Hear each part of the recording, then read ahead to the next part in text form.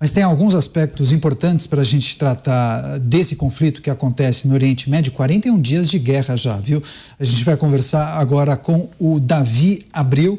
Ele tem 44 anos, é engenheiro civil, tem 2 filhos, um deles, inclusive, no Exército. Ele mora na cidade de Ashkelon, que é uma cidade que fica ao sul, inclusive muito próxima à faixa de Gaza. Davi, seja muito bem-vindo, obrigado por atender a Jovem Pan News. Me corrija se, na verdade, eu devo falar David. Creio que seja Davi, né? Davi, boa noite a todos. Perfeito. Para começar, claro, eu gostaria de saber como você e sua família estão, como foram esses últimos dias, justamente por conta da proximidade de Ashkelon com a faixa de Gaza, mas eu queria que você contasse a sua relação com esse filho que está no Exército, está prestando serviço militar, ele está no fronte de batalha. Tem conversado com ele? O que ele já te passou em relação a esse dia a dia do conflito, da guerra no Oriente Médio? Conta pra gente, por favor. Ok. O fronte de batalha aqui em Israel até a dona de casa está no fronte de batalha, porque o dia a dia está sendo bastante intenso. Todas as pessoas estão engajadas nessa guerra. Não só aqueles que estão lá como combatentes, mas todos aqueles que estão levando alimentos, suprimentos, água. Lembrando que nós temos 500 mil reservistas hoje que estão nos frontes de batalha, então são 500 mil pais e mães que não estão nos seus lares. Então, também todo o sistema educacional ele não está funcionando. Então, tem famílias com 4, 5, até 7 crianças que estão em casa. Então, toda essa pressão na sociedade e todo o arcabouço, tudo que está ocorrendo, está realmente uma panela de pressão em termos do Estado. Todas as pessoas estão muito afetadas com tudo que aconteceu e estão afetadas não só pelos acontecimentos do dia 7, como também todo o desenrolar, porque os mísseis não param de ser lançados contra a população civil. Eles não escolhem alvos, então eu vou em várias escolas, em vários prédios residenciais onde tem caído mísseis. A minha relação com a minha família, realmente estamos passando um momento muito triste, difícil. A minha filha e a minha esposa estão no Brasil e o meu filho está no Exército. Então você tem a tensão o tempo inteiro de você saber que o seu filho está no Exército, mas até aqueles pais aqui que não têm filhos ou aqueles que não estão em fronte de batalha, cada nome que a gente ouve que foi ferido ou que morreu, já chegamos a 44, 46 soldados que morreram só desde que começou a incursão. Isso é um golpe muito duro, porque a gente fala muito dos soldados, mas eles também são cidadãos, são meninos de 19 anos, 20 anos, 21 anos, com toda a vida pela frente, e estão travando uma guerra que não pediram. Estão travando uma guerra que Israel não procurou e estão travando uma guerra onde o Hamas quebrou um cessar-fogo, mais um deles que o Hamas quebrou, e que eles não pediram por essa guerra. Então, meu filho, eu falo sim com ele todos os dias, ele tem trabalhado 18 horas por dia, está bem intenso. A unidade que ele trabalha, eu não posso falar, ele trabalha na unidade, com alguns trabalhos mais secretos, mas ele tem trabalhado muito. Tudo o que ele tem feito está sendo utilizado muito pelo Exército de Israel, e estão todos empenhados. Então, você pensa, quando você vê um avião passando, para que um piloto daquele possa pilotar aquele avião, você tem mais 70 soldados que trabalharam em toda a logística daquilo acontecer. Então, no fronte de batalha, tem milhares de pessoas que estão empenhadas para isso. Mas não só os soldados, também toda a sociedade civil. Sociedade civil, eles levam, por exemplo, amanhã é sexta-feira, então vai ter o sábado. Então, o sábado ele é o dia mais especial que tem aqui em Israel. Então, as famílias começam a preparar alimentos para levar para os soldados, para que eles tenham um pouco do sentimento de um pouco do alimento que eles tinham em casa. Então, eles levam isso até um determinado ponto, aí o Exército pega isso e entrega para ele, para que nós possamos levantar a moral e saber que nós estamos com eles. Os relatos de um pai que tem um filho que está na guerra, ele destacando que os soldados são cidadãos comuns, são jovens e estão travando uma guerra que Israel não procurou. Davi Abreu conversando com a gente. Davi, a gente vai fazer um giro de perguntas com os nossos comentaristas. Roberto Mota, no Rio de Janeiro. Você, Mota. Davi, boa noite. Na sua opinião, qual foi a maior mudança, qual foi o maior impacto que aconteceu em Israel depois do massacre, depois do início da guerra? Olha, para mim, pessoalmente, teve uma quebra de confiança, porque eu trabalho diretamente com vários operários na engenharia civil, com vários operários da faixa de Gaza e também da Judeia e Samaria, que é a Cisjordânia. Então, a gente tem feito um trabalho com eles de anos, que nós mandamos mensagem para eles nos feriados muçulmanos, eles me mandam mensagens também nos feriados judaicos, e trabalhamos juntos por muitos anos. Então eu vou conferir ferragem, por exemplo, em algumas obras em que era eu e mais 15, 20 operários palestinos num kibbutz, né, que é um vilarejo mais afastado, e era somente eu e eles. A gente senta para tomar café e eu contava a minha história, ele conta a história dele, e quando passa toda essa situação, tem uma quebra de confiança, e agora é como reconstruir isso de novo. Eles estão também muito prejudicados por isso, porque esses trabalhadores, eles não podem entrar em Israel. Então eram mais de 18 mil pessoas da faixa de Gaza que tinham licença, mais de 30 mil pessoas na Cisjordânia que tinham licença de trabalho em Israel, e todas essas pessoas não podem entrar para trabalhar. Então isso prejudicou também não só a renda dele, mas também como todo o trabalho em Israel. Fora os trabalhadores estrangeiros, né, da Tailândia, da Índia, que deixaram Israel. Então hoje nós temos vários voluntários que estão fazendo o trabalho, por exemplo, de colheita de frutas, para que as frutas não estraguem, não faltem no supermercado. Então pessoas estão se voluntariando para irem recolher essas frutas. Então é um espírito de muita solidariedade em Israel. Então eu acho que essa quebra de confiança é uma coisa que demora um tempo para se reconstruir. Nós temos pessoas que buscam a paz dos dois lados, mas infelizmente com grupos terroristas, eles têm um objetivo, o objetivo deles ultrapassa qualquer acordo de paz. O objetivo deles de destruição é maior do que o amor deles pelo próprio povo. Então essa quebra de confiança vai ser muito complicado de reconstruir. Próxima pergunta, Cristiano Beraldo. Davi, boa noite. Você é engenheiro civil, correto? Como é que você enxerga as mudanças que acontecerão em Israel a partir da realidade dessa guerra? Você acredita que o exército terá um novo papel, talvez um papel de vigilância ainda mais permanente? E também do ponto de vista da engenharia, você vê alguma alteração naquilo que Israel já tinha como seus instrumentos de defesa da sua população para eventuais ameaças que agora se confirmam? Ok, muitas mudanças foram implementadas de 20 anos para cá, como todas as construções novas, elas precisam de aprovação de um quarto de segurança, mas ainda nós temos 40% de todas as construções de Israel que ainda não possuem quarto de segurança. Então é uma corrida contra o tempo, para que mais e mais residências possam ter onde a população possa se abrigar. As cidades, elas têm bunkers espalhados pela cidade, mas claro que não é suficiente para todos. Quando tem rumores de guerra, as pessoas elas já ficam próximas desses bunkers, próximas dos quartos de segurança, e é claro, quando você sabe quando vai acontecer, quando tem uma movimentação. Quando foi esse caso do dia 7 de setembro, que foi totalmente um ataque surpresa, então você tem pessoas na rua, ou você tem pessoas se deslocando, então é mais complicado toda a logística.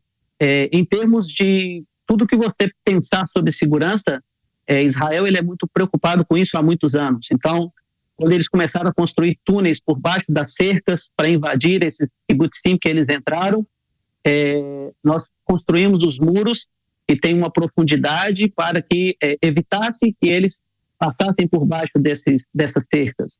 Quando eles fizeram túneis do Hezbollah no norte, Israel concretou há 2 anos atrás, de 1 ano atrás, todos esses túneis com um volume de concreto absurdo para tampar esses túneis. Então, em termos da segurança, Israel ele frustra ataques terroristas durante o ano, centenas de ataques terroristas. Israel trabalha incessantemente com isso, porque também os grupos terroristas eles trabalham 24 horas para causar dano. Se eles gastassem a mesma força que eles fazem para um acordo de paz ou para construir benfeitorias para a sua população com os bilhões que eles recebem do exterior, eles estariam numa situação muito boa. A Gaza seria a Paris do Oriente Médio, de tanto dinheiro que eles recebem. Então, em termos de engenharia, Israel já tentou e faz, e muitas outras tecnologias estão sendo testadas e implementadas para que futuros ataques possam ser também frustrados. Mas toda a engenharia de Israel, ela se desenvolve muito pensando naquilo que pode acontecer, e também a gente aprende com os nossos próprios erros. Agora, essa faixa que nós temos entre a cerca, o muro e a faixa de Gaza, nós precisamos ampliá-la e construir outras cercas de outros muros, porque sabemos que eles conseguiram romper tanto o muro quanto a cerca e invadiram e fizeram toda a barbaridade que fizeram. Agora, Davi, antes de passar para o nosso próximo comentarista, para fazer mais uma pergunta a você, a produção acabou de me informar que, na verdade, você, ou a empresa onde você trabalha, ou o setor onde você trabalha, vocês fazem laudos para liberar ou não as casas que foram atingidas por bombardeios. Você trabalha numa empresa privada, trabalha para o governo. E como tem sido feito esse trabalho para liberar as casas que, de certa maneira, acabaram sendo impactadas e tiveram a estrutura alterada de alguma forma? É uma empresa privada, então foi em dezenas de prédios, casas, escolas que receberam impactos diretos de mísseis. Então, essa também está uma guerra um pouco diferente das outras, que, por exemplo, vivemos há 2 anos atrás, porque agora eles mandam baterias de mísseis muito intensas, entre 100 a 150 mísseis de uma vez. Então, o nosso sistema antimísseis, o Iron Dome, ele consegue destruir parte desses mísseis e parte ainda cai nos nossos territórios. Às vezes cai em partes abertas e dezenas de vezes tem caído em residências. Então, eu tenho ido em muitos prédios em que o míssil, sim, ele atravessa a parede, ele atravessa a laje.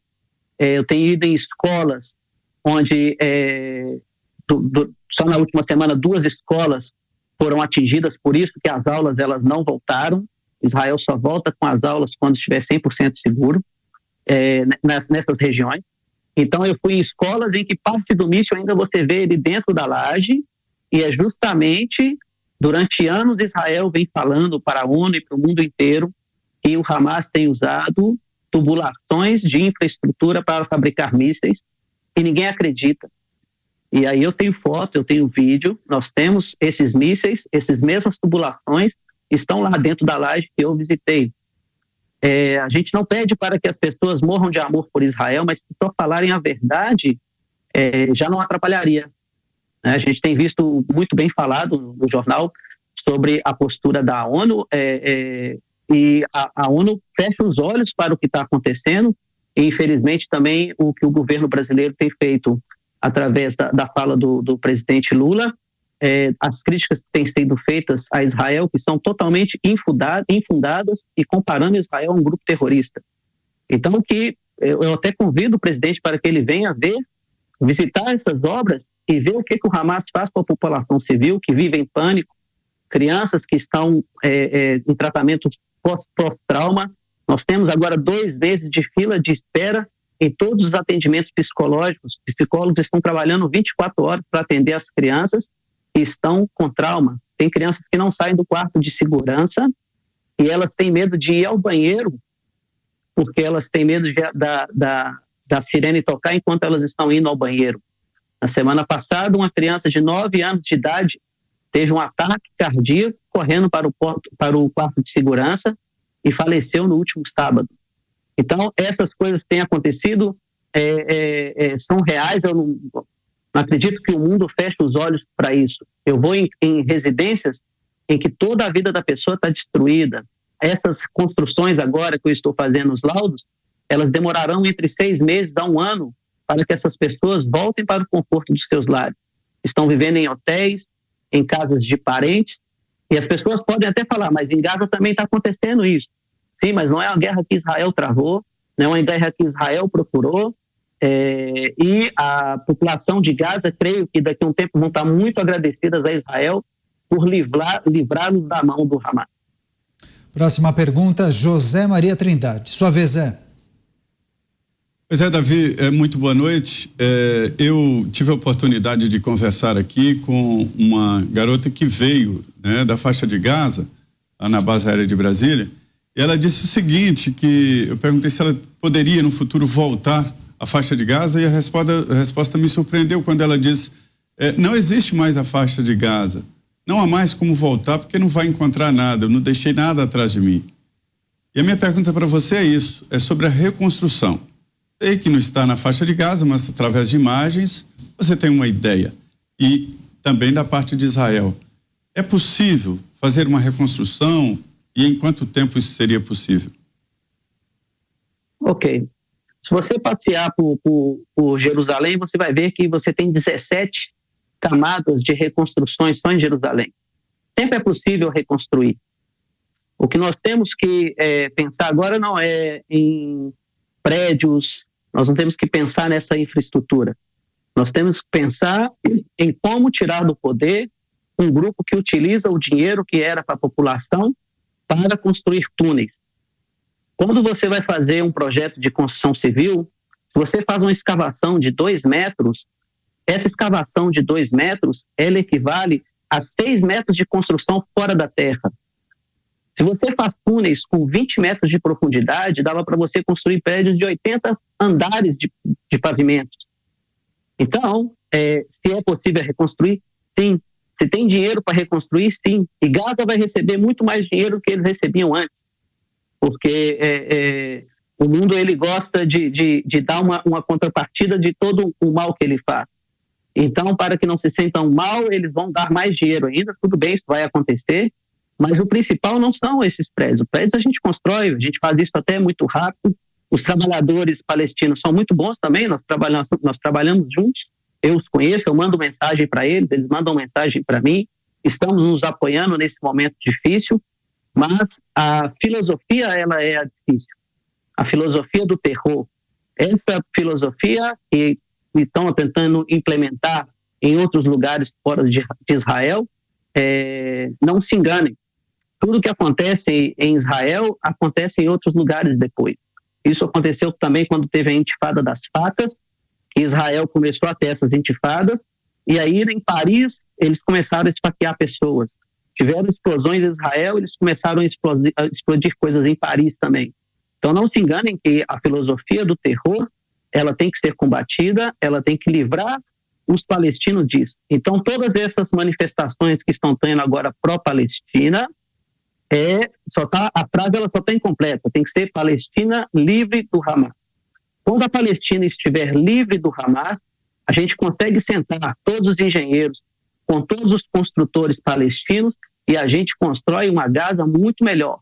Lembrando também que Israel ele está atacando pontos estratégicos e também tinha pontos em que o Hamas está usando como base de lançamento de foguetes. Aqueles pontos em que o Hamas não utiliza, Israel não está atacando. O problema é que o Hamas ele usa estruturas civis, ele usa escolas, ele usa mesquitas e ele usa hospitais. Então, como eles não seguem nenhuma lei da guerra, eles colocam os próprios civis deles mesmos em perigo. Então, primeiro, nós temos que livrar Gaza deles e aí nós pensamos em reconstruir. E sim, há a possibilidade de reconstruir e vai ficar uma cidade muito bonita e essa menina vai voltar a morar aqui. Importante entrevista, estamos conversando ao vivo com o Davi Abreu. Ele mora em Ashkelon, pai, tem um filho que está no exército, está no meio do conflito ali no Oriente Médio, na faixa de Gaza, está trazendo as informações de momento de Israel e desse conflito. Mais uma pergunta, Cláudio Dantas. Davi, boa noite. Eu queria aproveitar que você mencionou aí essa engenharia da construção de túneis para ter a tua opinião sobre essas informações que surgem, que são ventiladas em relação ao tamanho dessa infraestrutura. Dizem que são 500 quilômetros de túneis. A gente sabe que isso é mais do que o metrô de Londres.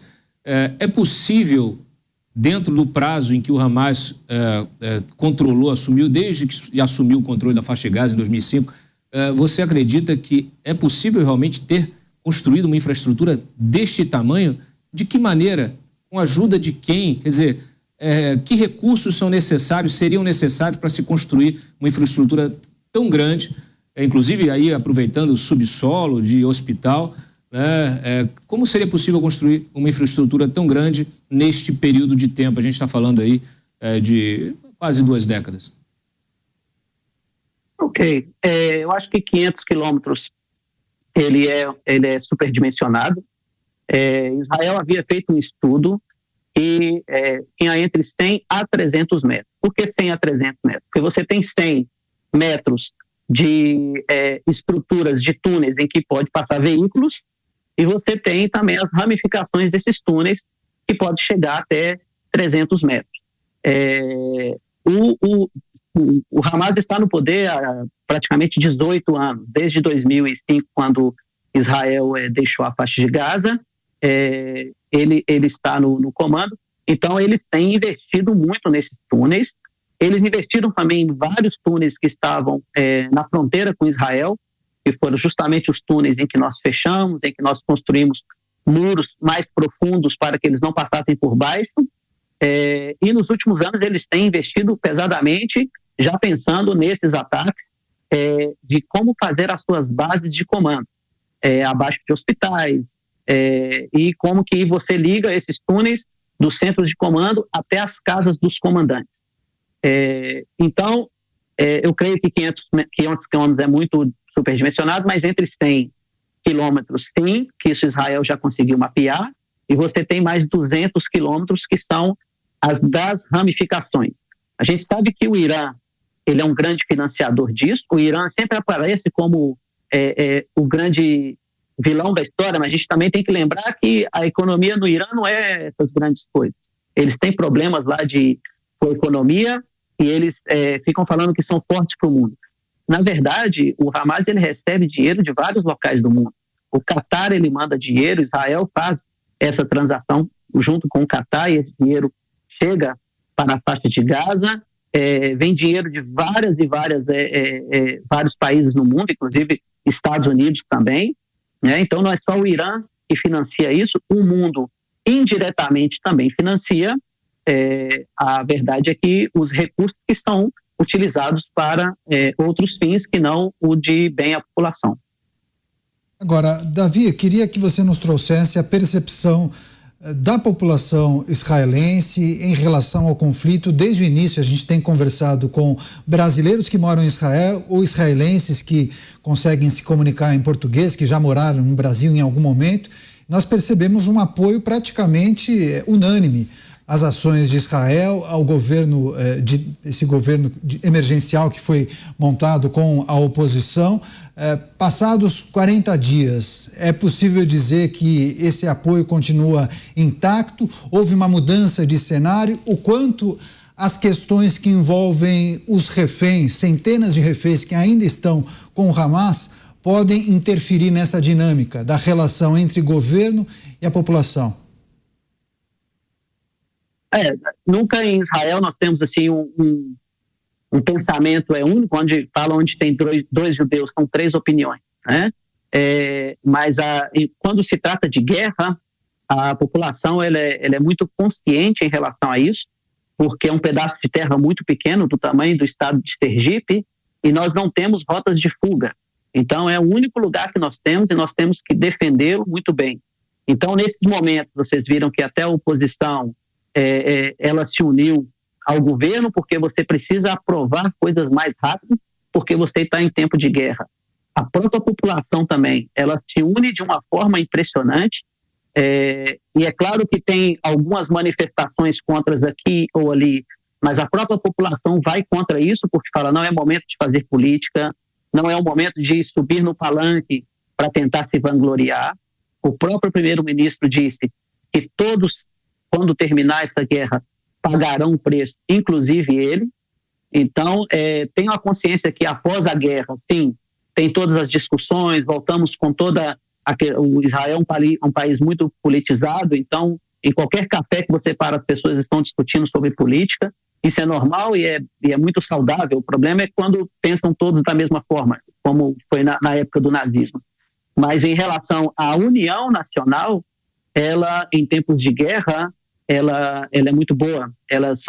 As pessoas são muito conscientes do que tem que fazer, do que tem que proteger, e agora o momento é de dar tranquilidade às nossas crianças. Está no momento em que as pessoas estão tentando manter a moral alta, porque foi um golpe muito duro.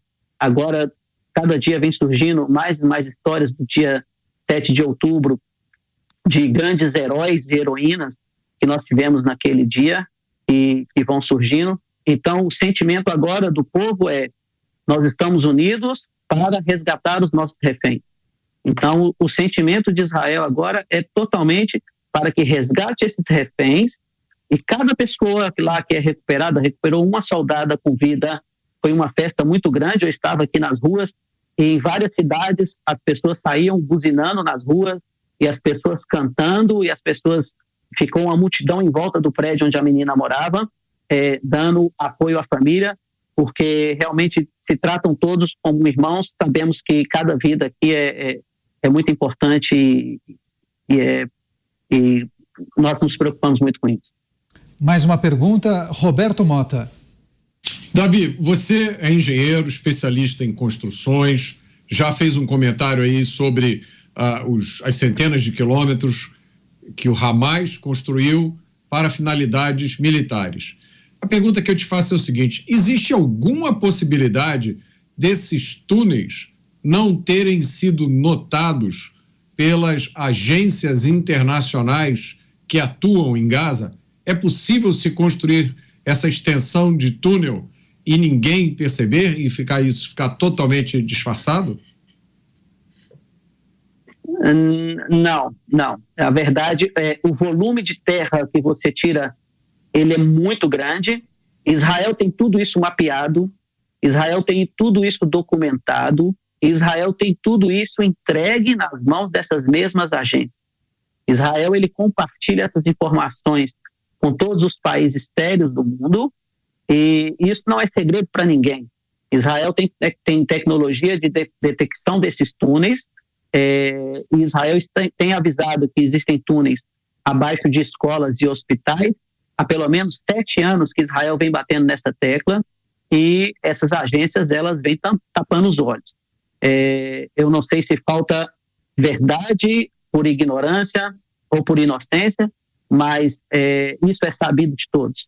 O volume de terra, quando você escava um buraco de 1 metro por 1 metro, não sai 1 metro cúbico de terra, não, porque a terra, ela se expande. Então você está em um volume muito maior. Então, quando você tem um túnel a 20 metros de profundidade, esse volume de terra que saiu, você consegue ver de avião. Então, Israel tem tudo isso mapeado, Israel tem documentado. Todas essas documentações estão em relatórios que estão entregues para essas mesmas agências que trabalham e dão dinheiro para Gaza. Então, isso não é segredo de ninguém, e não tem como uma pessoa que trabalha numa região dessa não perceber que esses túneis estão sendo construídos. Exatamente, um ponto muito interessante, esse destacado pelo Mota e respondido por você, Davi, é só nós compararmos quando uma cidade como São Paulo observa as construções do metrô, por exemplo.